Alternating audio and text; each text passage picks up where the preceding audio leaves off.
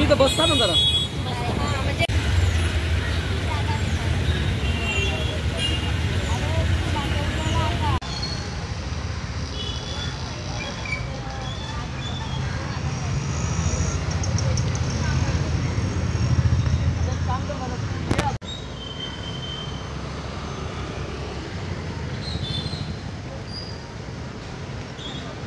बरं राहिला.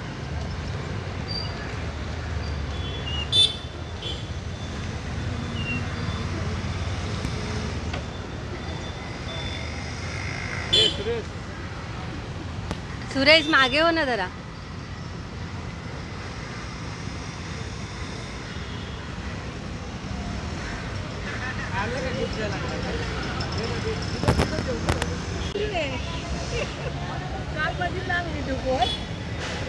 एक काम करते ना, लाईव्ह आहे ना.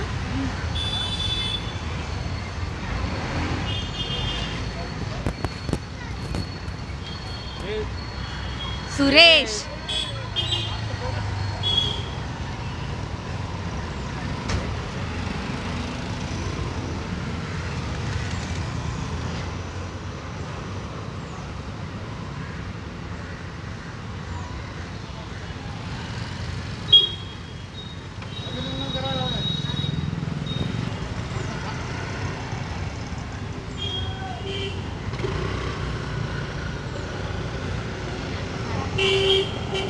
गाडीची थीम आपलीच आहे.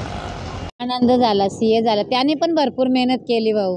त्याच्या पण मेहनतीचा फल भेटला आणि माझ्या तर भेटलाच. पण त्याने पण खूप 3 महिने त्याने अभ्यास केला होता. रूममध्ये त्याला आम्ही कोंडून ठेवला होता. खाली बाथरूमला, जेवायला, असा केलेला. खाली 5 मिनिटासाठी बाहेर यायचा आणि वापस जाऊन आतमध्ये कडी लावून तो अभ्यास करायचा. त्याने पण खूप मेहनत केली. त्याचे पण मी आभार मानेन. सगळेच अडचणी आल्या पण मी कशा तरी एजंट करून घेतल्या. कारण कपडा मी एक एक धुवायचो आणि तोच रात्रीचे मी सुकून वालवायचो आणि तोच सकाळी कॉलेजला घालून जायचा. कधी कोणी पेनाची मदत नाही केली, कधी कोणी वहीची मदत नाही केली. मी दुकानातून उधार घ्यायचो आणि मग माझा धंदा झाला का मग त्यांचे वह्या पुस्तकांचे मी पैसे देऊन टाकायचो. मला कधीच त्यांचा दुकानवाला बोलला नाही की मावशी तुम्ही कधी पैसे द्याल आमचे, तुम्ही पुस्तकं घेऊन जाता. कधीच नाही मला कोणी बोलला. नवरा गेला तेव्हा आम्ही 3 महिने घरात राहिलो. आमची जाम कनेक्शन खराब होती. तेव्हा मला गावातले लोक बोलायला लागले, अगं बाई तू किती दिवस घरात बसतो नवऱ्याचा दुःख धरून शान आणि कोणी द्यायला तुला येणार नाही.